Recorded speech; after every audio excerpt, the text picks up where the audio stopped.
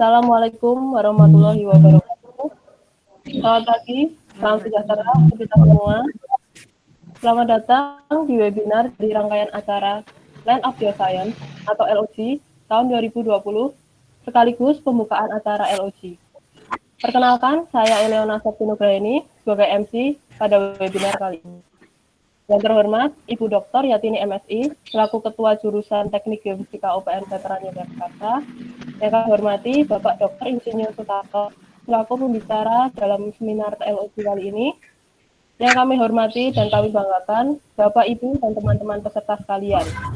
Pertama-tama, puji syukur kepada Tuhan Yang Maha Esa, yang telah memberikan kesehatannya, serta berkah, sehingga kita bisa hadir dan berpartisipasi dalam acara ini tanpa kendala. Sebelum memasuki acara hari ini, perkenankanlah saya selaku pembawa acara membacakan susunan acara dan peraturan selama webinar.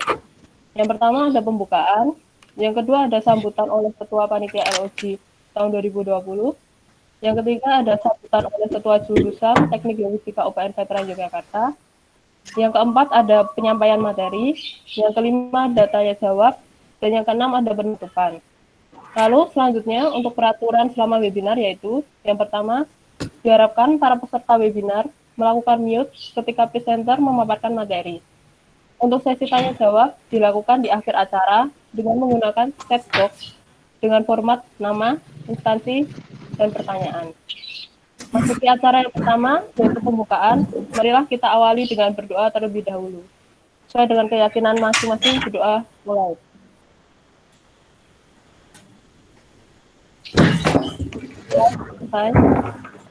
Selanjutnya ada sambutan oleh Ketua Panitia LOG tahun 2020. Kepada Mas Teddy, waktu dipersilakan.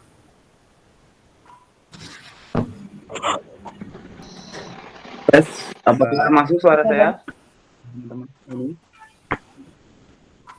Oke. Assalamualaikum warahmatullahi wabarakatuh. Yang terhormat Ibu Dr. Yatini MSI selaku Ketua Jurusan Teknik Geofisika UPN Veteran Yogyakarta. Yang saya hormati Bapak Dr. Insinyur Sutarto MT selaku pembicara dalam webinar LOG seri 1 ini. Teman-teman peserta lomba LOG 2020 serta semua peserta webinar yang saya banggakan. Pertama-tama marilah kita panjatkan puji syukur kehadirat Allah Subhanahu wa taala, Tuhan yang Maha Esa yang telah melimpahkan rahmat dan nikmat kepada kita semua sehingga kita dapat bertemu secara virtual ini untuk melaksanakan kegiatan pembukaan rangkaian kompetisi LOG 2020 sekaligus webinar LOG seri 1. Land of Geoscience atau singkat LOG tahun 2020 ini merupakan joint event antara Society of Exploration UPN Student Chapter dan juga himpunan mahasiswa Teknik Geofisika UPN Veteran Yogyakarta. Tema yang dibawa dalam LOG 2020 ini yaitu Geoscience for Sustainable Future. Mulai saat ini telah terjadi disrupsi di berbagai sektor kehidupan manusia yang mana telah menggeser pola kehidupan masyarakat, teknologi, bisnis, dan sebagainya sehingga muncul kebutuhan bahan industri baru seperti REE untuk pembuatan produk high-tech, baterai, dan sebagainya. Kemudian dibutuhkan mitigasi bencana geologi yang lebih baik untuk meminimalisir korban dan juga kerugian yang disebabkan oleh bencana-bencana geologi seperti itu. Tentunya ini akan menjadi tantangan bagi calon geoscientist ke depannya, yang mana geoscientist diharuskan akrab dengan teknologi-teknologi yang semakin canggih dalam kegiatan eksplorasi dan ekstraksi bahan galian serta mitigasi bencana. Harapannya dengan adanya kegiatan webinar dan juga kompetisi dalam rangkaian LOG 2020 ini dapat membuka wawasan dan cara pandang bagi teman-teman peserta lomba dan webinar terhadap ilmu dan teknologi serta pengaplikasian dalam bidang geoscientist. Untuk itu saya ucapkan selamat belajar dan berkompetisi untuk teman-teman semua. Saya mewakili Panitia LOG 2020, mohon maaf kepada peserta lomba, media partner, juga pihak sponsor apabila banyak kekurangan dalam penyelenggaraan acara ini. Saya juga ucapkan terima kasih dan apresiasi yang sebesar-besarnya kepada teman-teman Panitia LOG 2020 yang telah bekerja keras demi terlaksananya acara LOG 2020 meski di tengah pandemi wabah COVID-19. Mungkin itu saja yang dapat saya sampaikan. Apabila banyak kesalahan, saya mohon maaf yang sebesar-besarnya. Sekian. Assalamualaikum warahmatullahi wabarakatuh. Waalaikumsalam warahmatullahi wabarakatuh. Terima kasih Mas Dedi atas sambutannya. Selanjutnya yaitu sambutan dan pembukaan acara LOG tahun 2020 oleh Ibu Dr. Yatini MSI, selaku Ketua Jurusan Teknik Geofisika UPN Veteran Yogyakarta. Kepada Ibu Dr. Yatini MSI, terima kasih atas waktu yang diberikan kepada saya.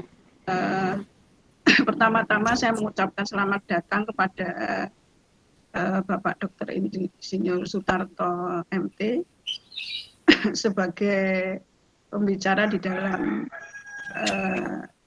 acara yang pertama dari webinar series untuk kegiatan LOG atau Land of Geoscience. Kegiatan ini adalah salah satu kegiatan yang berlangsung di setiap tahunnya. Nah, untuk kegiatan di masa pandemik ini memang menjadi kendala tersendiri karena sebetulnya seri kegiatan ini lebih ke fisik ya. Jadi ada lomba, kemudian juga ada penulisan atau cerdas cermat dan sebagainya, tetapi itu tidak menjadi halangan untuk kita untuk tetap mengadakan atau anak-anak mengadakan kegiatan LOG ini. Sekali lagi saya sebagai ketua jurusan mengapresiasi kegiatan ini karena ini adalah salah satu kegiatan yang atau sarana mahasiswa untuk menambah ilmu pengetahuan di luar pengetahuan yang sudah diperoleh di bangku kuliah. Oleh karena itu, terima kasih kepada narasumber. Kemudian saya juga mengapresiasi juga kepada panitia yang sudah mengadakan kegiatan ini dengan segala usahanya. Baik, tanpa berpanjang lebar agar nanti materi yang disampaikan oleh Bapak Sutarto akan tersampaikan dengan jelas dan berdiskusi dengan panjang lebar gitu ya. Oleh karena itu dengan mengucap Bismillahirrahmanirrahim, kegiatan LOG atau Land of Geoscience ini dengan resmi saya buka. Baik, sekian saja. Assalamualaikum warahmatullahi wabarakatuh. Terima kasih Waalaikumsalam warahmatullahi yang telah memberikan sambutannya. Selanjutnya yaitu memasuki acara inti, penyampaian materi oleh Pak Sutarto mengenai eksplorasi untuk mengetahui potensi logam tanah jarang di Indonesia. Sebelumnya izinkan saya untuk membacakan CV Bapak Sutarto selaku pembicara. Riwayat hidup, data pribadi, nama Dr. Insinyur Sutarto, tempat lahir Klaten, Jawa Tengah, Indonesia, pendidikan 1983 sampai 1990, sarjana geologi S1, Teknik Geologi Universitas Pembangunan Nasional Veteran Yogyakarta, 1995 sampai 1998, Magister Geologi S2 Teknik Geologi Institut Teknologi Bandung, 2011-2016, program Dr. S3, Ilmu Teknik Geologi Universitas Gadjah Mada, Yogyakarta. Kerjaan 1990 sampai 2017, dosen mata kuliah Petrologi, Mineral Optik Petrografi, Endapan Mineral, Eksplorasi Bahan Galian Logam, Fakultas Teknologi Mineral, UPN Veteran Yogyakarta. 2017 sampai 2020 sebagai Koordinator Magister Teknik Geologi FTM UPN Veteran Yogyakarta, 2020 sebagai Dekan Fakultas Teknologi Mineral UPN Veteran Yogyakarta. Keanggotaan organisasi profesi 1995 sampai sekarang, anggota Ikatan Ahli Geologi Indonesia atau IAGI, 2008 sampai sekarang anggota Masyarakat Geologi Ekonomi Indonesia atau MGEI, 2011 sampai sekarang anggota Society Economic Geologist atau SEG, 2014 sampai sekarang anggota Persatuan Insinyur Indonesia atau PII. Kepada Pak Sutarto,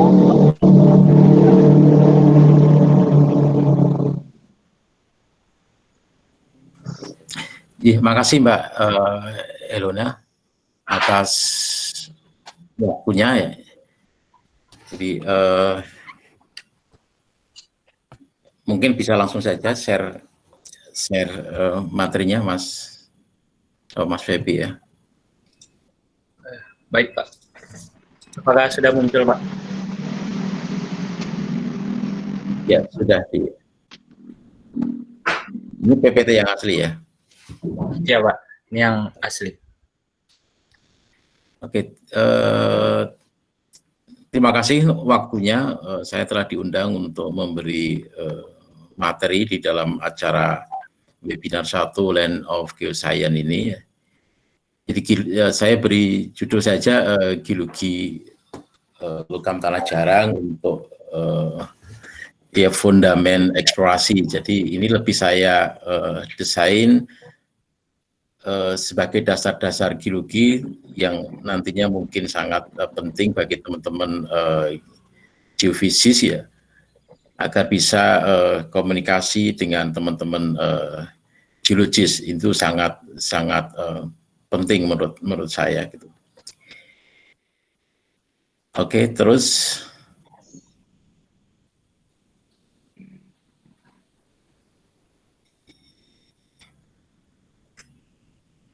ya ada beberapa hal yang ingin saya sampaikan yang tentu saja perlu diketahui terkait rare earth elemen atau logam tanah jarang ya.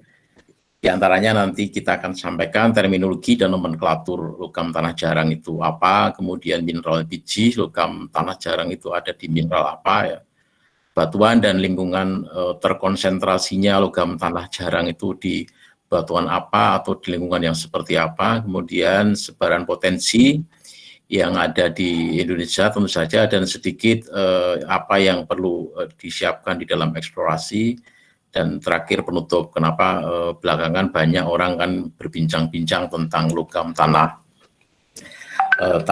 jarang. Ya, terus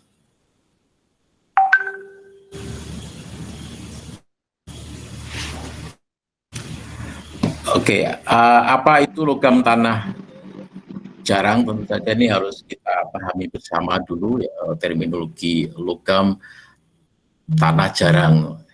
Ya, terus next Mas.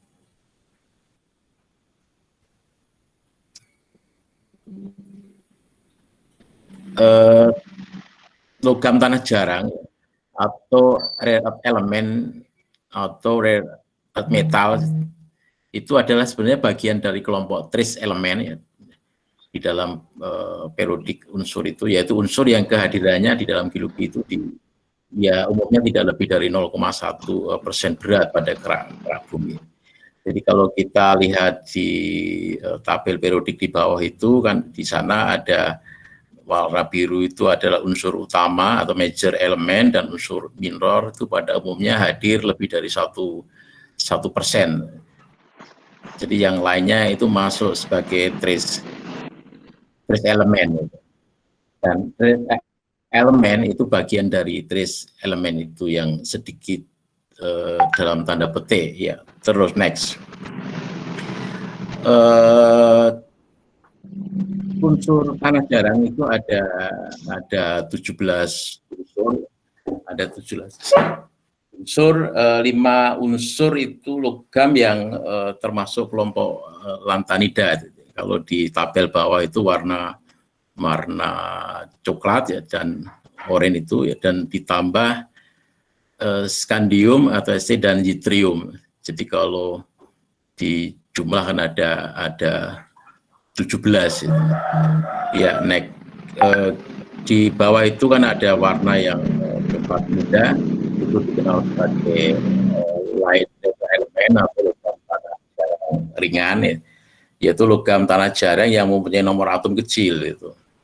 Terdiri dari diantaranya lantanium, cerium, ya, prosedium, niobium, promertium, dan samarium. Dan satu lagi yang lainnya tentu saja disebut sebagai heavy rare element ya. Next, atau logam tanah jarang berat itu Di antaranya yttrium, gadolinium, terbium, dysprosium, holmium, erbium, thulium, yttrium, dan lutetium itu.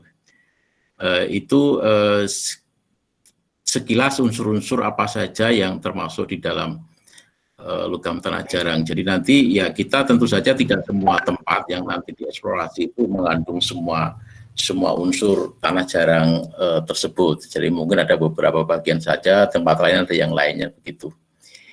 Oke, next. Pertanyaannya, kenapa disebut tanah jarang? Apakah keberadaannya memang jarang atau bagaimana? Next ya. Sebenarnya logam tanah jarang itu disebut jarang bukan karena jumlahnya yang sedikit atau kecil, tetapi disebabkan logam tanah jarang itu sebagian besar terkonsentrasi pada batuan-batuan yang jarang.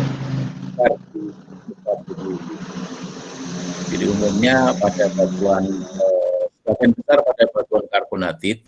Mungkin sebagian teman-teman geofisika kan tidak mengenal batuan karbonatit itu apa ya, dan batuan alkalin atau peralkalin ya, dan peralkalin itu mungkin juga termasuk teman-teman geologi juga asing dengan istilah ini karbonat, peralkalin dan alkalin. Ya, jadi ini relatif sedikit di permukaan bumi dibandingkan jenis batuan beku lainnya, apalagi dibandingkan dengan batuan sedimen. Jadi ada titik-titik warna merah di dalam peta itu menunjukkan titik-titik sebaran batuan karbonatit. Hanya ini tidak di Indonesia. Apakah ada di Indonesia? Sementara ini belum, hanya batuan-batuan alkalin ya, dan peralkalin yang ada di Indonesia ya. Ya, next. Kalau dibandingkan dengan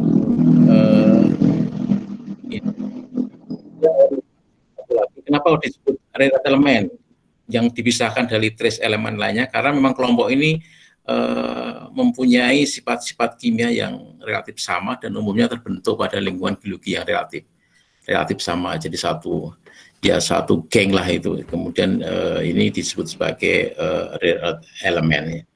Ya, next. Jadi kalau istilah jarang sebenarnya bukan sedikit, tetapi karena asosiasi batuan di mana logam tersebut berada itu memang tersebar jarang. Ya, next. Kalau dijumlahkan sebenarnya relatif cukup lumayan. Jadi kalau di rata-rata di dalam tabel sebelah kanan itu ya, yang kecil itu thulium TM itu sekitar 0,5 ppm atau gram per ton. Dan yang besar itu yang nanti banyak kita eksplorasi itu umumnya cerium itu sekitar 60-an ppm. Ya, next. Jadi sebenarnya relatif besar kalau dibandingkan dengan unsur lain, misalnya AU, AG, ZN di dalam daerah prospek penambangan pun relatif cukup besar, apalagi kalau di total secara umum kan sekitar 20-an ppm. Jadi di dalam grafik bawah ini rare elemen kan posisinya memang tengah-tengah, artinya memang bukan tinggi sekali tetapi juga bukan kecil, tapi relatif tengah-tengah. Pada umumnya kalau misalnya emas di Pongkor itu ya sekitar mungkin 10-an ppm sampai 20. Kalau di Freeport ya sekitar 1 udah bagus, artinya 1 ppm gold di Grassberg itu 1 sampai 2 ppm udah cukup bagus. Jadi cukup besar sebenarnya angka grade REE itu. Ya, next. Oke, terus next Mas. Ya, next. Mineral apa yang kira-kira berasosiasi? Ya, next. Beberapa unsur memang sering hadir sebagai native elemen ya. Tetapi kalau REE dia umumnya hadir sebagai senyawa pada mineral mineral tertentu. Di daftar bawah ini adalah mineral-mineral yang mengandung unsur tanah jarang. Yang paling banyak dari dalam daftar ini kan diantaranya alanit, yang itu, kemudian monasit, sinotaim, kemudian basnasit itu paling sering hadir dan memang mempunyai persentase REE yang cukup besar di dalam mineral-mineral tersebut itu. Jadi tidak ada salahnya ya next teman-teman geofisis untuk mengetahui seperti apa sih sebenarnya mineral yang mengandung unsur-unsur tanah jarang. Ya next. Ya seperti misalnya emas, ya kita kan juga tidak di dalam geofisis kan juga tidak mencari resistivity atau chargeability AO itu sebesar apa dan sebagainya, tetapi lebih kepada mineral-mineral yang berasosiasi atau bersama dengan emas kan, untuk men-setting di mana kemungkinan nanti dari pendugaan geolistrik atau seismik itu bisa didapatkan. Ya, terus naik Mas. Yang paling banyak terutama berasosiasi dengan batuan karbonatit itu adalah mineral basnaseit. Jadi sebelah kanan itu bentuk mineralnya ya. Jadi mengandung sekitar 60-70% red earth oxide itu. Jadi unsur yang paling banyak ya seperti yang tadi disebutkan di awal itu yang cerium itu paling banyak. Kemudian lantanium dan unsur lainnya misalnya niobium, samarium dan lain sebagainya ya. Nah, yang kedua yang paling banyak terutama di Indonesia itu adalah mineral monasit. Jadi mineral monasit itu saat ini di tiling atau di placer di Bangka Belitung itu jumlahnya cukup banyak itu. Jadi monasit itu paling banyak juga cerium dan ND, kemudian SM, GD. Yang memang penting dicermati kan di dalam monasit ini yang terakhir itu unsur ini TH dan kadang-kadang ada U. Jadi unsur radioaktif yang berada bersama-sama dengan REE di dalam monasit itu yang memang menjadi sedikit pekerjaan yang banyak untuk kita, terutama nanti teman-teman metalurgis ketika harus mengekstraksi REE pada mineral yang mengandung radioaktif. Itu kan memang ya bukan problem yang berat, tetapi memang memerlukan tentu saja biaya ekstraksi yang cukup. Ya, next. Kemudian juga mineral ini yang bersama monasit di Bangka Belitung, ya terus Mas, pada umumnya adalah sinotaim. Ya, next Mas.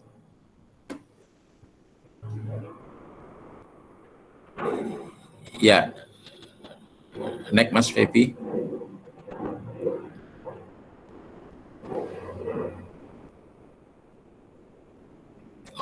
Oke, sinotaim itu lebih ya sedikit lah sebarannya dan memang kandungan RNA tidak sebesar di monasit. Ya, next Mas Febi. Di samping itu juga kita punya di Kalimantan banyak zirkon ya. Zirkon itu juga di samping mengandung zirkonium juga di dalamnya sering didapati REE itu.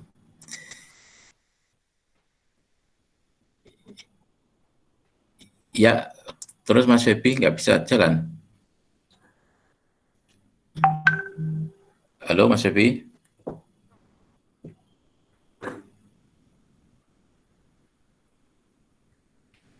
Jadi ada zirkonium, kemudian zirkon, ya sinotaim, kadang apatit ya, itu mineral fosfat ya. Jadi kita juga bisa mendapati REE itu di dalam endapan fosfat ya, di beberapa tempat mungkin bisa dijumpai keberadaan REE ya. Halo, apa suara saya masih bisa didengar? Masih bisa Pak. Mohon maaf Pak, buat Febilnya koneksi jaringannya agak bermasalah jadi nge-fix Pak. Baik, Oh, ya. akan saya lanjutkan Pak untuk share screen-nya Pak. Iya, saya tadi di rumah juga agak lelah, terus saya sampaikan ke situ agar lancar, sama saja berarti. Minggu-minggu memang mungkin jaringannya banyak diperlambat mungkin ya. Suruh istirahat mungkin maksudnya. Oke.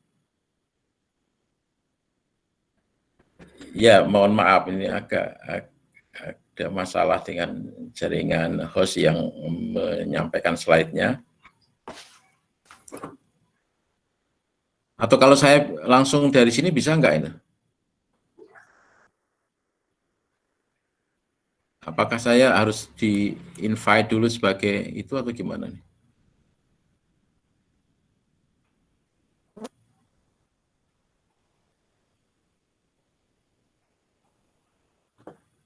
Ya, oke, udah.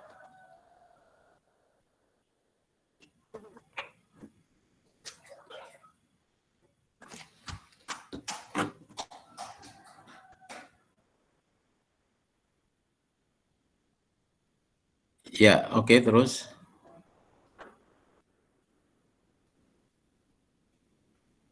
Ini sama Mas Fauzi. Oh, putus lagi.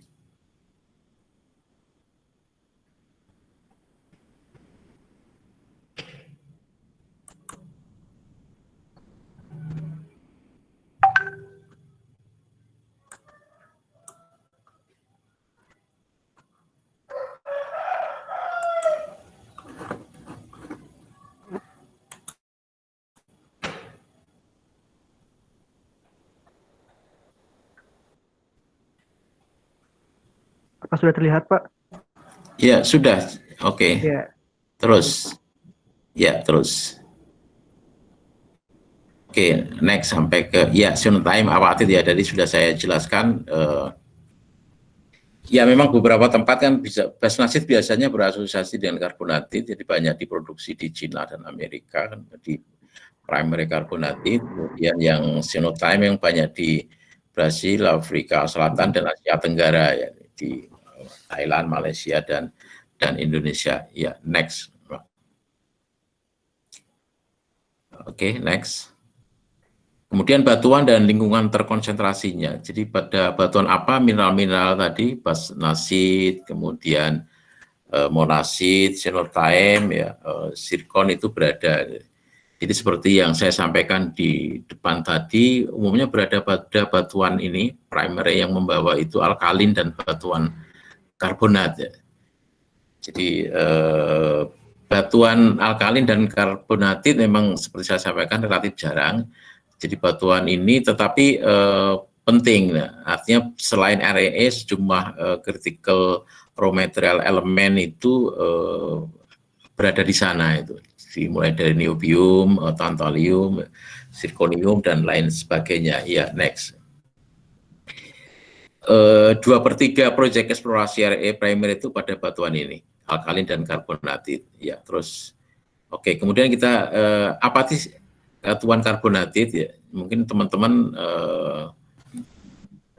banyak yang tidak mengenal ini karena ini memang eksotik. Eksotik itu apa? Eksotik itu adalah batuan beku eksotik, batuan beku yang memang tidak standar komposisi maupun mineraloginya gitu. Artinya tidak seperti yang dijelaskan di dalam direct Bowen reaction series ya, yang kita mulai pelajari dari geologi dasar itu kan ada mineral dari atas olivin sampai kuarsa, tetapi ini adalah batuan yang mengandung 50% lebih itu adalah mineral karbonat. Jadi kalsit, dolomit itu. Jadi mungkin kalau kita tidak mempelajari setting geologinya kan mendapatkan batuan ini tidak mengira kalau batuan beku kan tentu saja. Mungkin dikira marmer atau skarn gitu. Jadi umumnya juga mengandung SO2 relatif sedikit ya. Terus ya. Ya, next. Berdasarkan ini kimianya ya nanti ada kalsiokarbonat yang banyak mengandung kalsit, kemudian magnesiokarbonat itu banyak mengandung dolomit, dan ferokarbonat itu banyak mengandung mineral-mineral siderit. Tapi semuanya adalah karbonat, tetapi tergantung kandungannya apakah banyak kalsium, magnesium maupun Fe atau besi. seperti batuan lainnya, tetapi batuan ini pun juga bisa hadir sebagai batuan plutonik atau yang membeku di dalam maupun batuan vulkanik yang membeku di luar itu. Ya. Nah, gambar kanan itu adalah kenampakan contoh karbonatit. Ya. Jadi sekilas kan tidak seperti batuan beku memang gitu. Jadi yang atas mungkin seperti marmer, yang bawah seperti silikat marmer atau skarn itu. Ya. Oke, next. Oke, ini gambar contoh saja. Mungkin teman-teman geofisika ya, tidak harus detail mempelajari genetik karbonatit, tetapi pada umumnya karbonatit terbentuk di tempat yang relatif sangat stabil. Stabil itu ya daerah-daerah kontinen yang luas, Afrika, Asia Tengah, Australia dan sebagainya. Tetapi kalau daerah orogen seperti Indonesia yang merupakan tumbuhan 3 lempeng ya sangat sulit untuk bisa terbentuk karbonatit itu. Ya. Oke, next. Kemudian yang kedua batuan alkalin. Jadi alkalin itu ini juga agak sedikit keluar dari mineral-mineral apa yang ada di Bowen series itu ya. Jadi batuan alkalin batuan yang kandungan alkali itu natrium oxide dan kalium oxide-nya itu tinggi. Jadi tidak hanya bisa untuk mengakomodir pembentukan mineral felspat saja, tetapi umumnya nanti untuk mengetahui ini alkalin atau tidak selama ini ya kita melihat kehadiran mineral-mineral felspatoid atau pengganti felspat. Ya, next. Oke, next. Jadi batuan alkalin yang rendah silika yang tadi saya katakan umumnya memang mengandung felspatoid. Itu bisa seperti leucit, nephelin, kakrinit ya. Nanti batuannya bisa basanit, teprit, fonolit, ya, sienit ya, mungkin juga ijolit. Ini memang jarang. Kita ada beberapa tempat, misalnya di Jawa itu di Gunung Muria itu ada. Muria, Lasem, mungkin Pulau Bawean ya, dan beberapa tempat di Sulawesi, mungkin daerah Mamuju itu juga bisa kita jumpai batuan-batuan alkalin itu. Ya, next. Batuan alkalin yang relatif potasik, ya, potasik itu banyak kaliumnya ya, dan ultrapotasik itu diantaranya kimberlit, lamproid, yang banyak berasosiasi dengan keberadaan timah, intan, bukan timah. Kemudian ada lagi istilah terminologi batuan alkalin ini sedikit memang ambigu untuk batuan yang felsik. Felsik itu yang kandungan SO2-nya cukup banyak, itu banyak. Atau kalau di batuan yang alkalinya banyak, tetapi SO2-nya banyak, nanti akan membentuk batuan granitoid namanya. Jadi granitoid itu adalah batuan-batuan diantaranya granit, granodiorit, ya, tourmalit, diorit kuarsa dan sebagainya. Kemudian untuk kasus ini beberapa petrologis kemudian menggunakan istilah peralkalin itu. Jadi untuk yang memang alkalinnya lebih besar dari aluminanya itu kemudian biasanya juga berasosiasi dengan keberadaan ini mineral-mineral yang mengandung REE. Ya, next. Jadi batuan ini juga ini banyak berasosiasi dengan kandungan ini. Di samping RE juga radioaktif ya, uranium, thorium dan lain sebagainya. Gambar kanan adalah contoh batuan granit. Oke, next. Kemudian pegmatit. Di gambar kanan pegmatit itu daik-daik kecil yang memotong ini, yang memotong batuan induknya di dalam fase magmatisme dari ortomagmatik sampai hidrotermal. Biasanya di tengah-tengah itu dijumpai intrusi atau daik-daik pegmatit itu. Biasanya memang kristalnya besar-besar dan berasosiasi banyak dengan REE. Jadi misalnya teman-teman yang sudah ke Bayat, ya di Gunung Pendul dan sebagainya, yang intrusi gabur itu kalau diteliti bisa menjumpai daik-daik pegmatik kecil, tapi memang hanya 5 sampai 10 senti ya, yang sebagian ditutup oleh pohon-pohonan, jadi memang kalau nggak hati-hati memang sulit untuk menjumpai pegmatik ini di Bayat itu. Ya, oke. Kedua, next. Endapan REE juga berasosiasi dengan proses-proses hidrotermal, terutama tipe IOCG atau iron oxide copper gold.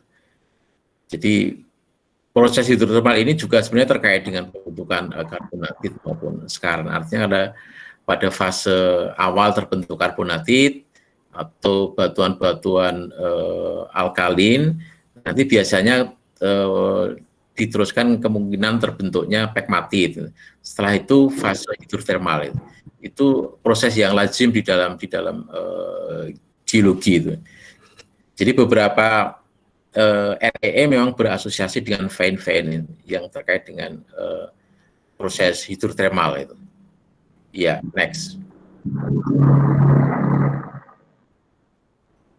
Nah, ini contoh gambaran ini saja salah satu pembentukan iron oxide copper gold menurut grup et al. Tahun 2017 yang saya ambil untuk memberi gambaran saja bahwa posisi pembentukannya relatif dalam untuk IOCG ini. Ya, next. Sedangkan di sekundernya paling banyak REE itu terbentuk sebagai endapan placer itu. Jadi endapan placer REE itu terutama pada mineral monasit itu masih banyak REE-nya yang memang karena monasit mungkin sulit untuk terbreakdown selama chemical weathering, maka dia masih eksis yang sebagai mineral yang di dalamnya banyak mengandung REE.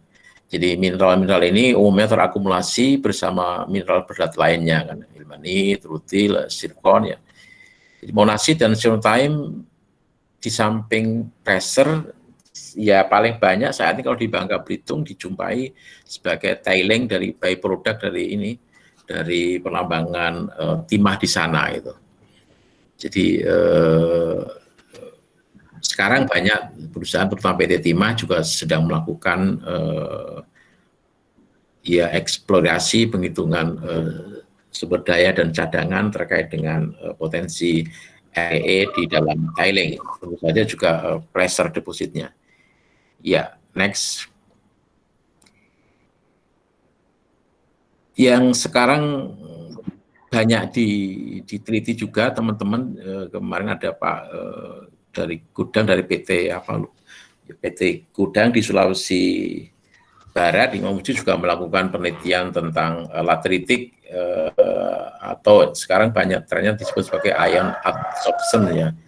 Jadi pada zona pelapuan kimia, artinya di zona mungkin zona B atau zona C ya, mungkin di dalam penampang profil rigosol atau laterit. Jadi REE umumnya membentuk fase ya oksida dan unsur yang dominan biasanya pada unsur yttrium dan lantanium. Ya, cerium kadang juga bisa dijumpai. Karena ini beda dengan monasit, REE pada mineral tertentu yang mudah terbreakdown selama mengalami chemical weathering tentu saja. Jadi REE banyak diabsorb pada mineral-mineral kaulinit, aluisit, dan juga ilit. Bijinya memang relatif low grade, tetapi ekstraksinya kan lebih mudah.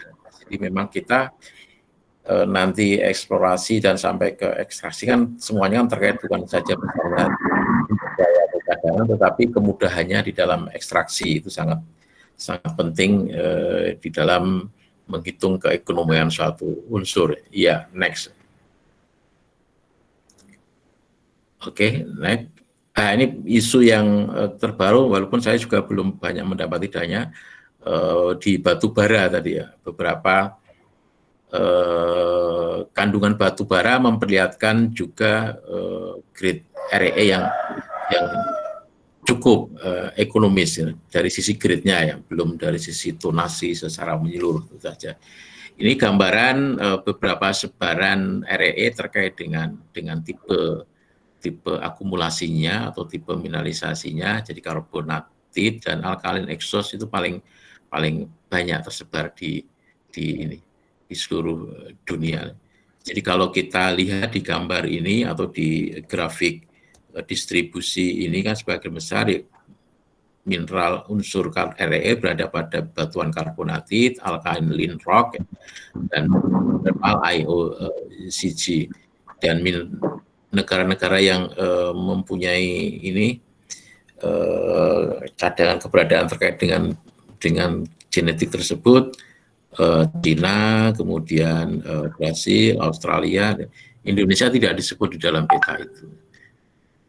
Apakah kita tidak ada? Menurut saya kita ada beberapa batuan itu, tapi mungkin memang belum intens dilakukan eksplorasi ya. Beberapa pihak kalau saya tanya kenapa itu, ya masih terkait dengan regulasi dan sebagainya. Saya sendiri juga tidak tahu persis regulasi yang kenapa kok bisa dalam tanda petik dianggap mungkin menghambat adanya eksplorasi REE di Indonesia.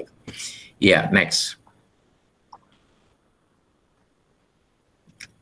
Ya, ini masih itu saja, masih sebaran itunya. Ini hanya membandingkan batuan karbonatit dan alkalin rock. Jadi saya sampaikan tadi alkalin rock, kita ada beberapa batuan alkalin dan peralkalin, ya granitoid peralkalin itu di Bangka Belitung, Sumatera banyak, sebenarnya di Jawa juga ada batuan alkalin rock, di Sulawesi juga. Mungkin tantangannya ke depan adik-adik bisa memulai. Sekarang kayaknya sudah melihat ada beberapa perusahaan yang melakukan eksplorasi, yang saya lihat salah satunya PT Timah. Oke, next. Oh, ini masih ini saja. Jadi artinya kalau kita melihat sini produk REE itu Cina itu hampir 82% itu. Kita lihat 3% dan sebagainya. Artinya kalau REE itu merupakan salah satu critical material yang penting, bisa dibayangkan kalau produsennya itu Cina itu hampir 80% lebih kan, artinya hampir semua pabrik-pabrik terkait dengan laptop, HP dan sebagainya, kalau banyak didirikan di Cina itu kan bisa dipahami kan, karena barangnya ada banyak di sana, sumber daya manusianya juga banyak di sana. Ya, next. Ya, ini grafik yang memperlihatkan saat ini yang disebut di sini sebagai Chinese era kan, artinya tahun peaknya kan tahun 2000 sampai 2010-an lebih, itu kan betul-betul luar biasanya itu penggunaan pemanfaatan Cina. Jadi diharapkan tentu saja setelah itu ada post Chinese era. Jadi post Chinese era mudah-mudahan kita bisa mengambil bagian dari post Chinese era itu. Ya, mudah-mudahan, kita kan tidak tahu karena kita sudah hampir tertutup hampir semua kegiatan selama pandemi COVID ini. Kita hampir tidak tahu persis sekarang itu yang banyak dilakukan negeri Cina, apakah akan tetap membiarkan adanya post Chinese era atau tidak kan itu. Artinya setelah kita lihat aja misalnya set face itu yang kita banyak beredar sekarang masih dari Cina. Ya, next. Oke, kemudian sebaran dari data tadi, sebaran potensi. Nah, sebaran potensi, apakah kita sebenarnya punya potensi? Enggak ya, terutama di Indonesia itu. Sebenarnya potensi REE menurut banyak sumber itu ya cukup besar, terutama di provinsi di Sumatera ya, termasuk khususnya Bangka Belitung, Riau dan beberapa provinsi di Kalimantan, Sumatera Utara ya, kemudian Kalimantan Barat dan mungkin sebagian selatan tengah itu juga mempunyai keberadaan batuan granitoid. Sedangkan yang alkalin ya mulai juga sekarang dilakukan penelitian terkait dengan batuan alkalin di Sulawesi maupun di Jawa. Ya, next. Beberapa memang kalau saat ini yang paling banyak itu memang bukan di primary rock-nya tetapi di secondary-nya. Saat ini tentu saja yang paling banyak di placer. Artinya berasosiasi dengan keberadaan mineral monasit dan cyanotime itu yang sudah pasti yang di Indonesia itu. Placer dan tiling lah ya. Kemudian lateritik juga ada beberapa tempat yang sudah diteliti ya, mengindikasikan juga keberadaan REE itu. Dan yang batu bara ya itu ada beberapa peneliti yang sudah memuai laporannya, tetapi belum intent secara menyeluruh dilakukan penghitungan sumber dayanya. Ya, Pak, mohon maaf, waktunya kurang 10 menit lagi. Oke, ya. Oke. Kemudian dari laporan Badan Geologi sebenarnya ada 2020, tapi saya hitungannya masih data lama, cukup banyak, ada ratusan ribu ton placer dan tiling ya, yang mengandung REE, termasuk juga beberapa REE yang dari latrit ya. Next. Oke, terus ya. Oke, sebelumnya tadi belum. Monasit memang paling banyak yang terakhir tadi, hanya memang ya monasit mengandung sekitar 6% thorium dan 0,3. Jadi perlu mendapat perhatian dan proses ininya, ekstraksinya kan tentu saja. Tapi katanya sudah nggak masalah, artinya sudah ada pilot project terkait dengan ekstraksi ini. Tentu saja kan semuanya kan nanti harus bekerja sama dengan Batan yang merupakan institusi yang sementara ini berhak untuk menangani keberadaan unsur-unsur radioaktif kan gitu. Ya, next. Oke, next. Ya, ini sebarannya ada banyak. Kalau di sini di samping tadi saya sebutkan batuan primernya granit, alkalin granit, tetapi ada juga disebutkan di ball clay, tiling boksit ya. Kemudian endapan latrit, mungkin nikel ya. Bahkan ada tiling emas. Saya sendiri juga belum. Ini laporan dari Badan Geologi ya, tahun 2020 yang saya ambil di sana. Tetapi kalau melihat peta Sumatera dan Kalimantan, ini salah satu 20 yang memang paling banyak keberadaan RE-nya. Oke, next. Sulawesi ya beberapa tempat di Buton, Banggai dan Mamuju juga diyakini keberadaan. Kemudian ini kalau di Jawa yang ya menurut saya beberapa alkalin di mana ini Muria dan mungkin Lasem mungkin ada. Di sini disebutkan peta Badan Geologi di Dieng, di Jawa Barat juga ada berasosiasi dengan Puspat ya. Ya, next. Nah, ini dari laporan Badan Geologi, artinya monasit itu di Kepulauan Riau, Bangka Belitung maupun Kalbar itu monasitnya sekitar 185 ribu ton kan. Ya, next. Kemudian cyanotime-nya ya lebih sedikit ya, sekitar 20.700-an ton ya. Oke, next.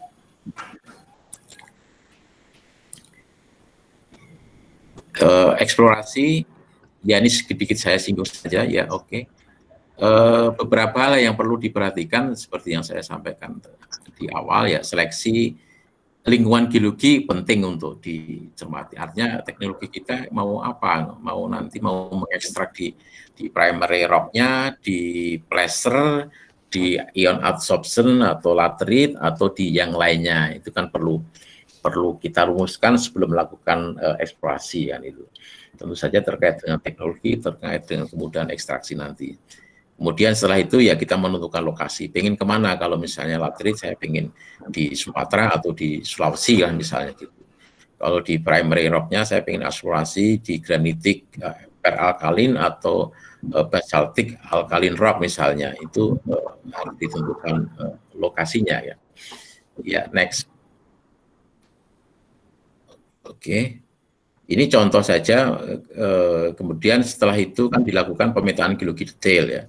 Ini saya ambil dari Pak Gisman dan Bambang Nugroho, saya lupa mencantumkan tahunnya, artinya tetap semuanya dimulai dari pemetaan geologi detail, ya, next. Kemudian sampling beberapa sampel untuk kadar pelajarannya kan.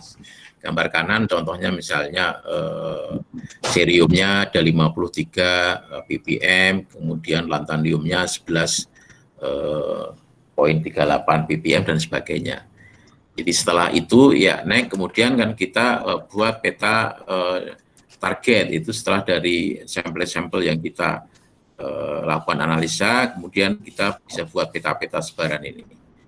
Ini kuning ini, ini enggak jelas, ini adalah sebaran REE potensinya. Jadi kita harus menentukan daerah target yang paling optimis untuk dilakukan kegiatan eksplorasi berikutnya kan itu. Artinya harus mempertimbangkan banyak faktor tentu saja kan. Faktor lokasi, faktor sosial dan sebagainya kan. Jadi nanti misalnya kita ambil target paling gede ini, paling bawah ini kuning ini, RE sini, ya terus kalau sudah dapat target ini ya kita ya next. Kemudian kan ini tugas teman-teman geofisik untuk menentukan sebaran vertikalnya agar bisa dihitung volumenya, biji dan sebagainya. Biasanya kan setelah itu ya pemboran untuk menghitung kadarnya. Kalau sudah tahu kadarnya baik sebaran horizontal maupun vertikal kan kita bisa menghitung jumlah sumber dayanya maupun cadangannya. Artinya kan semuanya kan tergantung kedetilannya nanti apakah terukur, mereka dan sebagainya. Jadi nanti ya ini tugas teman geofisika ya tentu saja nanti kan metodenya apa ya dikaitkan dengan itu tadi, tipe mineralisasinya, tipe jebakannya sebagai apa kan. Artinya di sana berasosiasi dengan apa unsur-unsur radioaktif atau tidak, atau dengan magnetit atau yang lainnya. Artinya kan tentu saja harus dipilih apakah dengan magnetit saja atau chargeability atau resistivity yang seperti apa. Ya, next. Oke, next. Yang terakhir penutup, kenapa kok kita selalu berbincang REE, ya karena logam tanah jarang saat ini bukan saja sebagai logam strategis, tetapi sebagai critical material ya. Bagi negara-negara industri, tentu saja pertanyaannya apakah kita akan menjadi negara industri atau tidak, kan itu menjadi perdebatan yang menarik kan itu. Jadi LTJ banyak digunakan sebagai katalis, ya next. Ya, next. Oke, ini contoh saja beberapa penggunaan logam tanah jarang. Ya, kalau kita lihat di tabel ini, di tabel periodik 932 REE masih belum digunakan ya. 52 yang REE ringan yang sudah mulai digunakan, tapi heavy rare earth element belum. Tapi mulai 2012 di tabel periodik semua REE itu sudah digunakan di dalam industri. Kalau kita lihat grafik terakhir ini kan penggunaan REE terus naik, walaupun sempat turun sebentar, tapi kecenderungannya masih tetap tinggi dan naik kebutuhan REE di masa depan. Ya, next. Jadi kalau kita lihat timelines-nya ini ke depan, ya ini yang coklat ini adalah penggunaan REE itu yang paling masih eksis sampai masa depan itu ya memang REE. Jadi itu kenapa kita memang atau teman-teman juga mendiskusikan REE pada hari ini. Saya kira itu yang bisa saya sampaikan. Ya, terima kasih untuk perhatiannya. Wassalamualaikum warahmatullahi wabarakatuh. Ke pengacara ya. Warahmatullahi wabarakatuh. Terima kasih kepada Pak Sarto atas pemaparan materinya. Sekarang kita masuk sesi tanya jawab. Bagi yang ingin bertanya, silakan menuliskan pada kolom komentar dengan format nama, instansi, dan pertanyaan pertanyaannya. Dibuka sesi pertama dengan 3 penanya.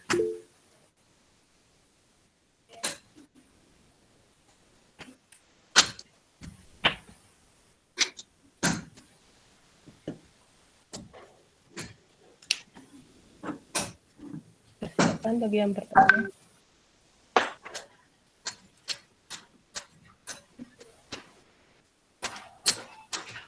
Monggo ada yang bertanya atau Ya, ini Pak, ada pertanyaan. Selamat siang, nama saya Rizky Koryantriansi dari Universitas Haloleo. Saya mau bertanya, mengapa Indonesia tidak mampu ambil peluang pembatasan REE Tiongkok ke AS? mengapa? Mengapa Indonesia tidak mampu ambil peluang pembatasan REE Tiongkok ke AS? Mengambil peluang pembatasan REE Tiongkok ke Amerika. Tiongkok ke itu.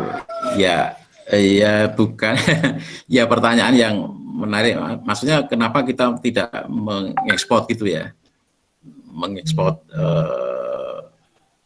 logam tanah jarang ke AS ya, Amerika Serikat ya. Kenapa membiarkan produk Cina yang membanjiri kan gitu mungkin ya, kalau enggak. Tapi kalau tidak sesuai dengan itu, monggo langsung saja Mbak. Siapa tadi? Mbak Rizky Ya, Koryantriansi. ya artinya kan semuanya kan persaingan itu kan banyak faktor. Artinya seperti saya sampaikan, di Cina itu sampai saat ini endapannya itu di ion adsorption. Artinya mudahnya gini, artinya unsur-unsur itu kalau pengen mudahnya banyak nempel atau berada di mineral-mineral lempung gitu. Itu di Cina atau endapannya. Sedangkan kita seperti yang saya sampaikan tadi, sampai saat ini yang pasti ada itu REE-nya itu berada pada mineral monasit ya, di Tiling dan Placer di Bangka Belitung dan beberapa tempat di Kalimantan Barat dan itu. Dari sisi ekstraksinya lebih sulit tentu saja di dalam mineral itu dibandingkan dengan yang ada di Cina kan. Jadi kemudian yang kedua di dalam mineral monasit itu bersama-sama dengan unsur radioaktif itu, terutama thorium. Sebenarnya kan dalam tanda petik bisa menguntungkan, itu bisa sekali dayung dapat beberapa unsur kan mestinya kan ya. Logikanya kan begitu. Tetapi kan tentu saja kan ekstraksi radioaktif itu kan banyak hal yang harus diperhatikan kan, terutama misalnya lingkungan dan sebagainya. Ekstraksi REE memang salah satu ekstraksi unsur logam yang memang menimbulkan dampak lingkungan yang relatif cukup besar dibandingkan beberapa unsur lainnya, dan itu kan juga kendala kan. Artinya mungkin saya nggak tahu persis, mungkin di Cina kan mungkin tidak begitu keras penolakan di pemerhati lingkungan. Mungkin di Indonesia begitu ada ekstraksi unsur REE yang ada dampaknya dengan radioaktif, mungkin akan kenceng juga kan itu. Jadi hitung-hitungannya memang ya sementara ini masih berat Mbak, artinya hitung-hitungan biaya ekonominya dan sebagainya dibanding dengan apa yang dilakukan di Cina. Jadi di samping lebih mudah, mungkin tenaga Cina di Cina kan lebih murah juga barangkali. Walaupun saya dengar di Sulawesi yang tenaga kerja Cina bayarnya lebih mahal daripada tenaga kita, saya nggak tahu persis namanya. Kira-kira gitu, Mbak Sawa dari Haloleo. Haloleo, salam Bu Kajur Teknik Geologinya ya, ke Bu Asria ya. Saya kira gitu, atau gimana? Kalau belum clear boleh diskusi langsung. Baik Pak, terima kasih atas jawabannya. Kita lanjut untuk pertanyaan selanjutnya ya Pak.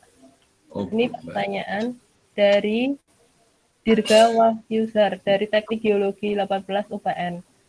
Yang pertama pertanyaannya, di Provinsi Bangka Belitung sebagai salah satu daerah potensi REE berasal dari penambangan timah.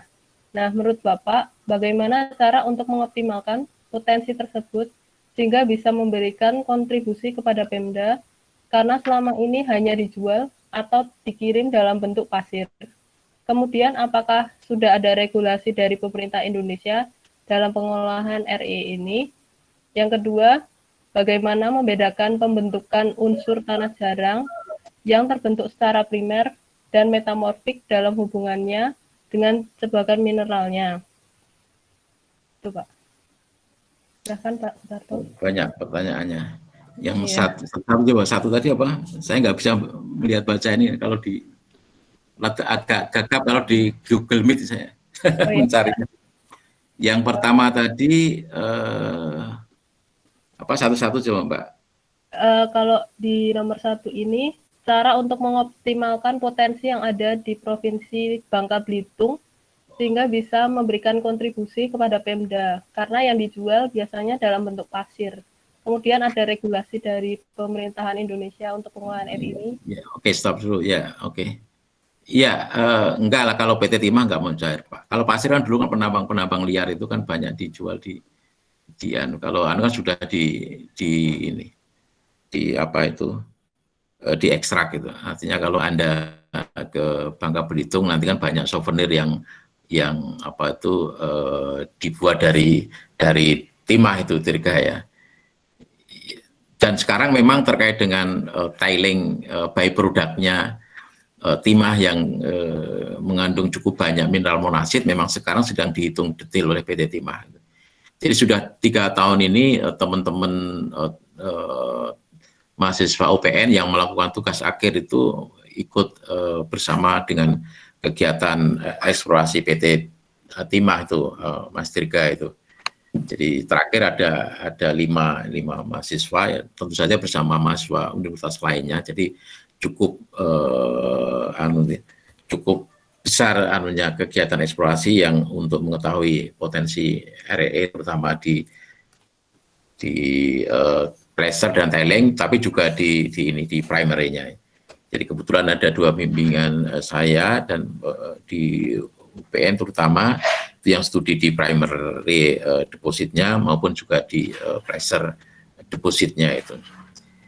Kalau regulasinya memang ya terutama masalah RE dan radioaktif itu Dirga. Memang problemnya salah satunya kan itu.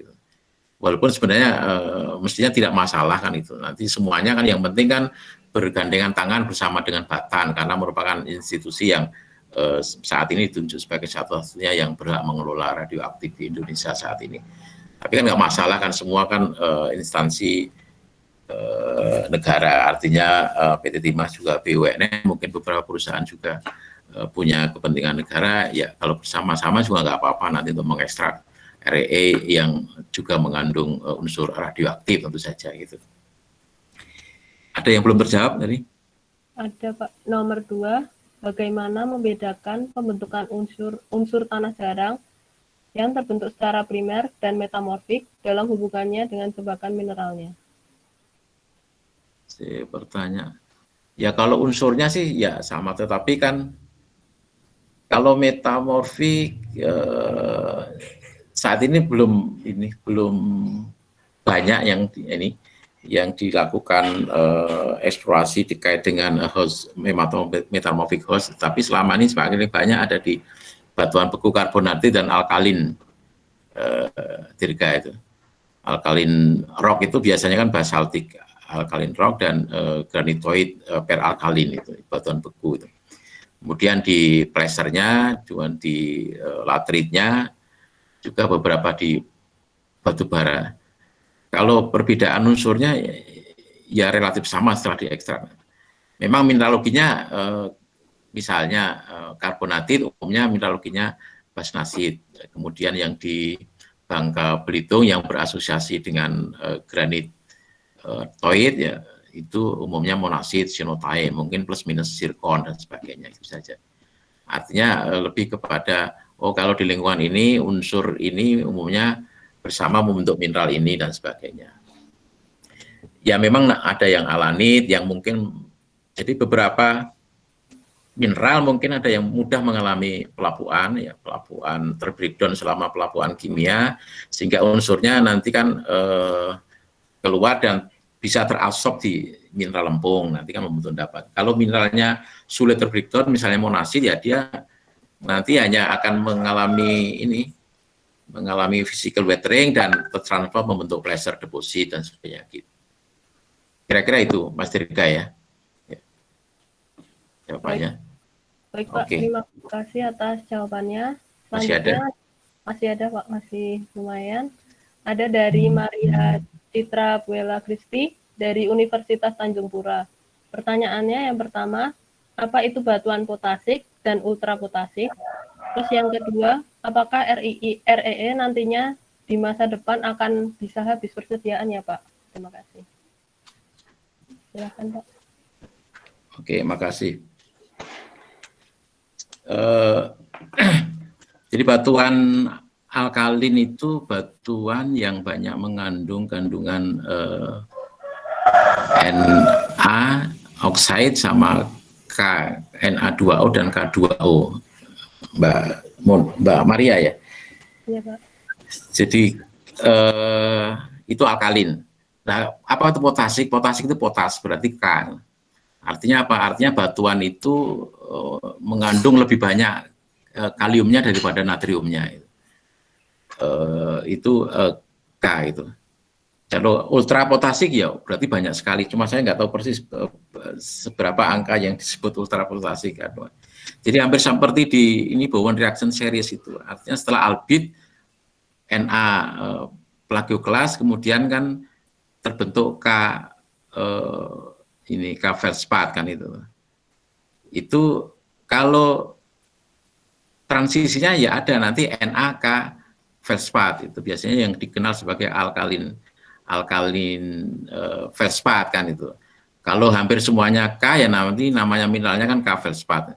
Jadi secara umum ya nanti alkali feldspat dan potas feldspat itu berbeda di dalam proporsi kaliumnya ya. Jadi artinya kalau potas itu sangat dominan K-nya, artinya lebih banyak K-nya daripada Na-nya gitu. Kemudian apakah RE bisa habis? Ya kalau digunakan banyak ya lama-lama habis seperti non-renewable lainnya itu Mbak Maria itu. Artinya kan kita kan nggak bisa memproduksi kecuali seperti geothermal kan kalau airnya ditambahi terus ya dia masih eksis terus kan. Tapi kalau logam enggak itu. Kalau diekstraksi, dieksploitasi terus ya lama-lama habis itu. Itu jawaban saya, Mbak Elona. Atau kalau Mbak Maria masih pingin itu nggak apa-apa. Silakan, masih ada lagi. Baik Pak, terima kasih atas jawabannya. Masih ada lagi. Ini kita buka sesi kedua. Yang pertama itu pertanyaan dari Bapak Eko ST dari PT JPT. Izin bertanya Pak, berapa besar deposit REE di endapan nikel laterit? Silakan Pak untuk menjawab. Ya, makasih pertanyaannya. Pertanyaannya bagus. Saya sendiri belum pernah melakukan itu, mendapatkan referensi kira-kira berapa jumlah kira-kira grade REE di dalam nikel, di dalam laterit nikel, Mas Eko itu. Saya tahu belum persis, hanya beberapa belakangan ada laporan kan kemungkinan besar juga kita bisa mendapati REE di laterit nikel di samping laterit boksit atau laterit Velsic rock gitu. Jadi laterit di ultramafic rock kemungkinan juga ada, tetapi kalau besarnya saya belum punya data itu Mas, dan saya juga belum pernah melakukan penelitian terkait dengan keberadaan laterit REE di laterit nikel. Kalau Mas Eko punya, bisa juga disampaikan di sini, barangkali lebih bagus, teman-teman bisa mendengarkan itu. Makasih Mas Eko, nun sewu, saya belum bisa menjawab itu. Baik Pak, terima kasih atas jawabannya. Ini selanjutnya masih ada lagi pertanyaan dari Luhut Fredianto Parapat dari Teknik Geologi Universitas Jambi. Saya mau bertanya, Pak, salah satu keberadaan LTJ terdapat pada batuan granitoid, khususnya pada batu granit, yang mana batu granit hampir tersebar luas di Indonesia.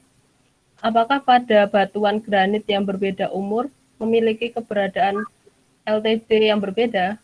Kemudian apakah yang dominan yang berumur tua atau yang muda, Pak? Ya, terima kasih, Pak. Makasih, Mas Luhut itu. Ini nama yang populer ya, Pak Luhut. Umumnya ya memang pada umumnya saat ini berasosiasi dengan S-type ya, granitoid itu ya. Dibandingkan dengan E-type-nya. Tadi beberapa tempat di Bangka Belitung itu lebih banyak yang berasosiasi dengan keberadaan timah dan tanda petik beberapa mungkin wolfram, dan timah yang saat ini banyak diproduksi umumnya berasosiasi dengan batuan granit atau granitoid S-type. Artinya S-type itu batuan granit yang berasal dari magmatismenya dari sedimentary rock ya, di batuan sedimen ya. Jadi mungkin melting atau anateksis dari sedimen prisma akresi di apa itu dekat tumbuhan itu, Mas Luhut. Terus tadi jadi tidak semua granit tentu saja. Yang kedua apa tadi Mbak Elena ya? Yang kedua, kemudian apakah yang dominan yang berumur tua atau yang muda, Pak?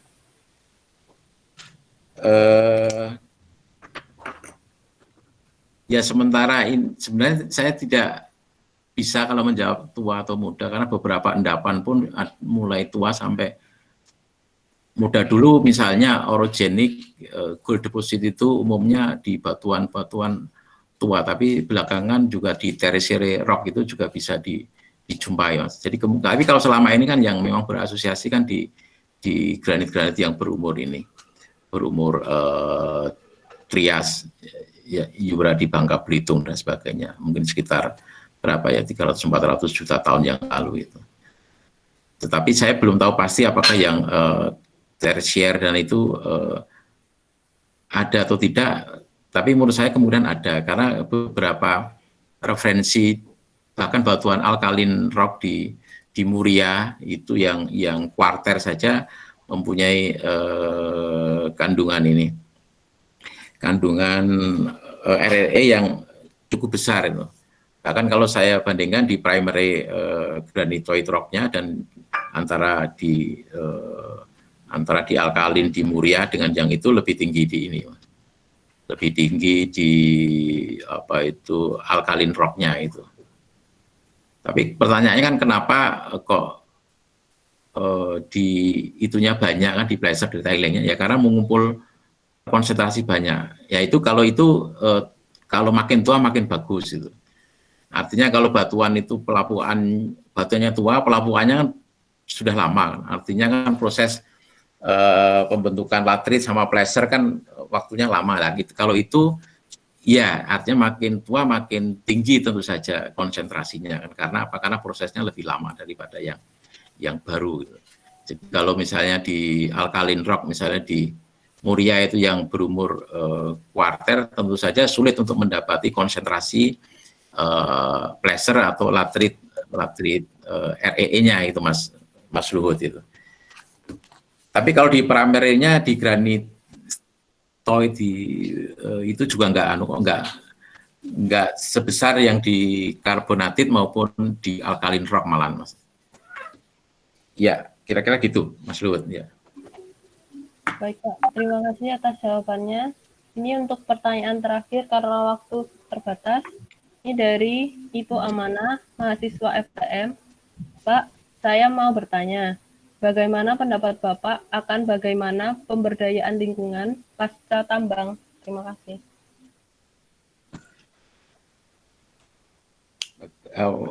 pengelolaan lingkungan pasca tambang ya sebenarnya kan itu kewajiban ya, artinya semua perusahaan, semua penambang itu mempunyai kewajiban untuk melakukan reklamasi pasca tambang itu.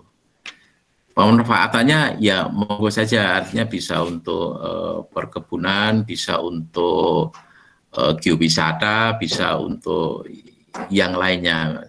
Tetapi itu memang kewajiban, kita harus mengembalikan rona morfologi yang ditambang itu ya tidak harus kembali seperti semula tentu saja, tetapi dimanfaatkan untuk hal yang baik. Misalnya beberapa lokasi bekas tambang di Bangka Belitung sekarang bisa untuk geowisata, kan juga nggak masalah kan. Ditanami beberapa tempat di PT Timah juga dilakukan penanaman pohon-pohon tertentu yang. Jadi intinya kita juga harus ya bisa melakukan pemanfaatan yang lebih bagus daripada sebelum tambang, harusnya seperti itu. Jadi kalau tidak ditambang itu misalnya dibiarkan saja, tidak ditanami karena apa? Karena keberadaan unsur tertentu yang melimpah itu seringkali juga tidak bagus untuk pertumbuhan vegetasi gitu. Misalnya kalau di pasir besi itu banyak EV-nya banyak, mungkin ditanamnya mungkin nggak bagus untuk tanaman tertentu, tetapi setelah diambil pasir besinya berkurang EV-nya mungkin akan lebih bagus untuk nanam yang lainnya, misalnya nanam semongko, timun atau yang lainnya gitu. Jadi sebisa mungkin kalau menurut saya lahan yang sudah ditambang harus dimanfaatkan lebih baik atau lebih bermanfaat daripada sebelum ditambang. Itu saja